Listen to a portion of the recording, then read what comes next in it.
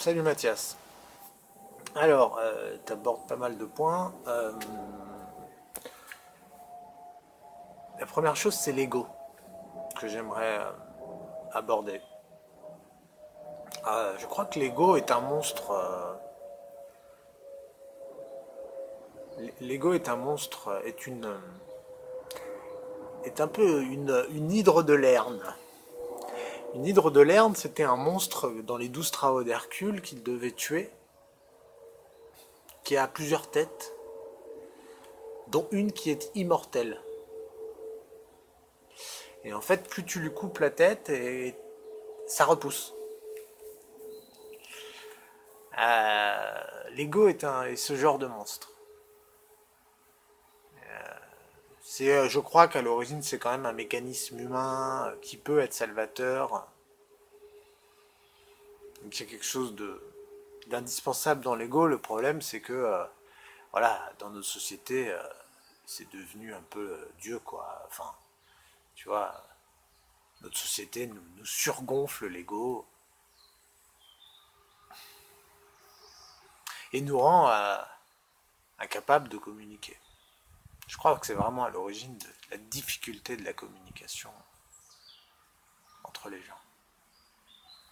Tu vois pourquoi la peur dont tu parles là, faut pas oublier la peur. Mais la peur, c'est l'ego. C'est-à-dire que les personnes, pourquoi elles ne publient pas? Parce qu'en fait, elles savent que si elles publient, elles peuvent prendre une réponse et passer pour des idiots. Et ça, c'est inacceptable. Donc les gens préfèrent ne pas publier plutôt que de passer pour un idiot. Ce qui en fait est un cercle vicieux, puisque tu ne discutes pas avec des gens qui pourraient te contredire, donc tu n'évolues pas, donc tu ne deviens pas une meilleure personne, donc tu n'as pas de raison de plus t'assumer dans l'avenir. Mais voilà, on est dans ce cercle vicieux, les gens sont enfermés face à une télé, dans des microcosmes où tout le monde pense comme eux. La télé ne dit que des choses qui flattent l'ego des gens, on s'entoure d'amis qui pensent exactement comme nous, et tout ça nous masturbe l'ego même. Nous fait croire que nous sommes brillants. On regarde la télé, on met des idiots à la télé. On fait croire que Cyril Hanouna, c'est drôle. On fait croire que Nabila est une personne pertinente. Alors forcément, du coup, les gens qui regardent la télé se trouvent brillants et on leur met des gens à la télé qui leur font se sentir intelligents.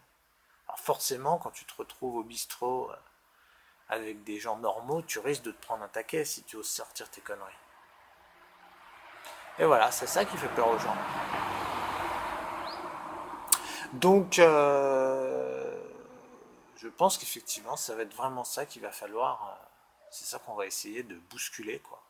Que les gens sortent de leur peur, osent assumer leur imperfection en publiant des vidéos. Je veux dire, déjà, je pense que publier une vidéo, c'est une marque d'humilité. Parce que c'est s'assumer tel qu'on est. Oser dire, regardez, bah voilà, moi je suis pas parfait, je me trompe sur les mots parfois, je ne dis pas forcément des choses très intelligentes, mais j'assume. Je trouve que celui qui ne publie pas reste un peu, tu sais, a toujours cet espoir que ça maintient l'illusion. Tant que je ne dis rien et que je ne dis pas de conneries, les gens peuvent croire que je suis parfait et très sage. Voilà.